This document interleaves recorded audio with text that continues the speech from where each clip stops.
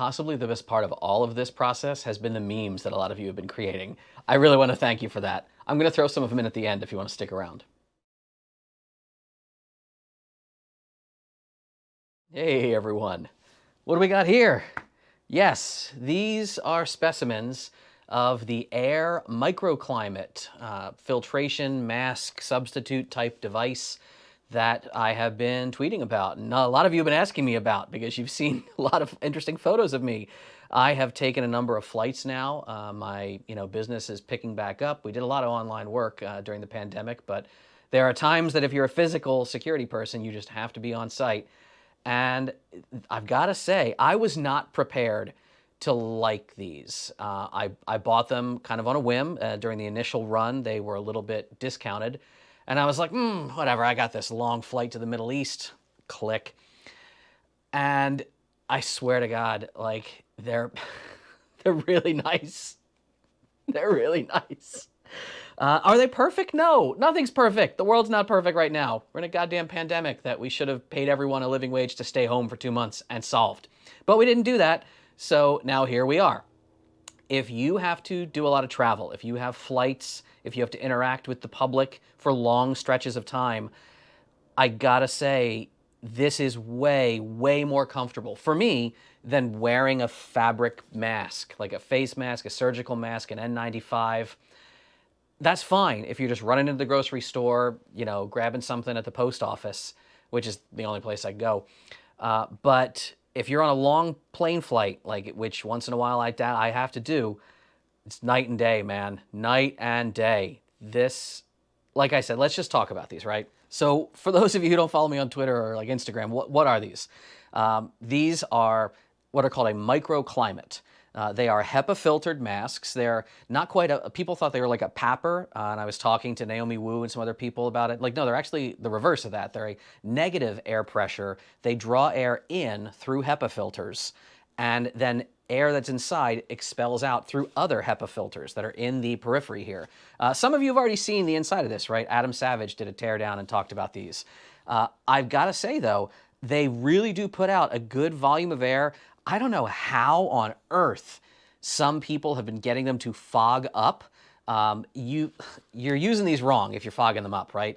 The only time I've seen that really happen is if someone's huffing and puffing like up a hill outside in cold air. You're not wearing these outside. You're not wearing these around town. Outside is a very safe place to be. Don't get me wrong. You still wear a mask, but you don't need a full face helmet. These really shine if you have to do a lot of office work or if you have to ride transit or airplanes, things like that. I can't imagine in an indoor environment where you're not literally panting and out of breath. I can't imagine fogging these up. I've never fogged one of these up. So one of the main questions people ask, it's got a fan in it. Is it loud? I mean, yeah, it's not silent, but I wouldn't call it loud. Is it hard to communicate with others? That all depends. If I was in a super noisy environment, this probably wouldn't be easy to do. In an airport, in a public place, like, yeah, you have to, hey, say that again a little bit. But so much communication is nonverbal. Getting to, have facial expressions, letting people read lips. If someone is deaf, again, this is a boost for them. So it's all relative, depending. And people love to ask, like, isn't this just like the dorkiest, shittiest future imaginable? Or other people like to say, wow, this is the coolest sci-fi thing I've ever seen. Which is it? It's kind of both. It's kind of what your own personal opinion is on technology and how we manage problems and how we find solutions to problems that are awful. So some of the finer points that people have been asking, and there's this long Twitter thread, I'll link it, down in the doobly-doo, that I was posting to repeatedly while we were testing these out, right? One, is it feasible to use when you're traveling? Like, how do airlines deal with it? I know some people, this was in the news recently, like 2 brothers were wearing some kind of mask, not one of these, they were wearing something else, and United Airlines gave them some static, and they were like gonna be kicked off the flight, but then they wore different masks. I don't know what the hell. If you run into that in an airport, you're doing it wrong. They're different, right? They obviously look non-standard. If the first time a flight crew is seeing you wearing anything that looks non-standard as a mask during COVID, And the first time is when you're in like the jet bridge, which is when that happened for them, I believe. You didn't give them enough time to like ramp up to the reality of what you're trying to do. I show up at the gate early. Now again, like I got a lot of privilege. I'm a nice looking guy. I'm clearly like a white dude who's affluent, a business traveler. I'm got all the status in the world on Delta, as my wife does as well. So I know how to talk to the airlines, but give them time to accept what's happening. I walk up to the gate agents. I say, hey, has the flight crew arrived yet? Are they doing pre-flight checks? And they say, oh, what are you wearing? No, most of the time, when they're not in a crunch during board process, they're interested. Oh, what is that? What is that thing? That's so neat. I love it. Everyone tends to love it. Everyone I've met in airports, staff, public, travelers, everyone thinks it's cool.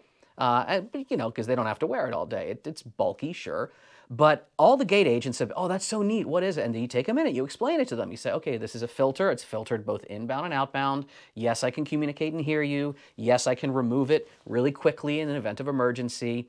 And I've talked with crew right outside of the flight deck, right? I've talked to a captain and first officer.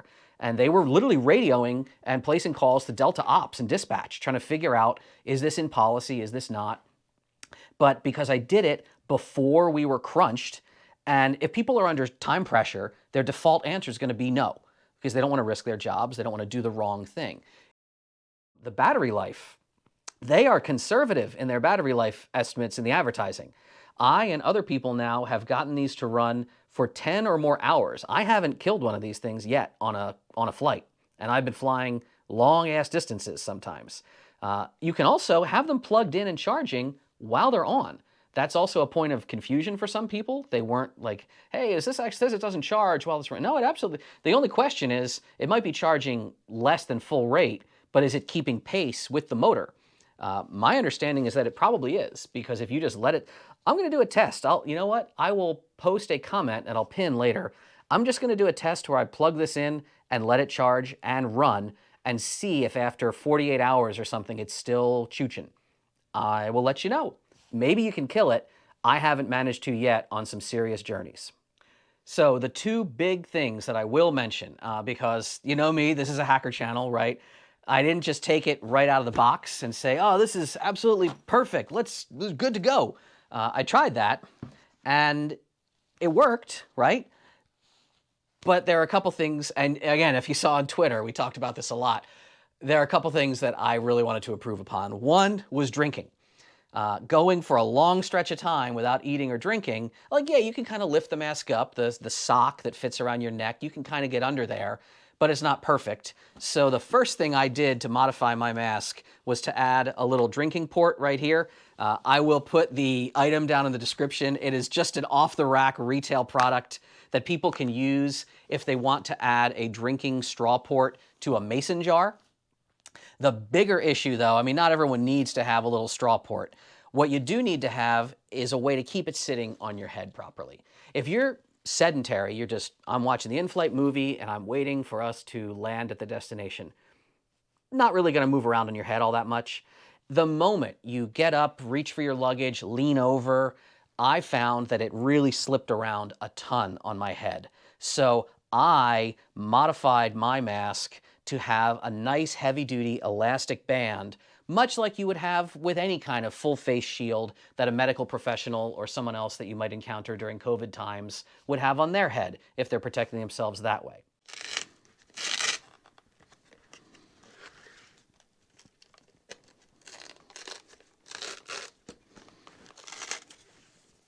All right, so you can kind of see here what I did, right? I put slots on either side of the frame, and I just dropped in, again, this is elastic. This is right off of the Amazon, right?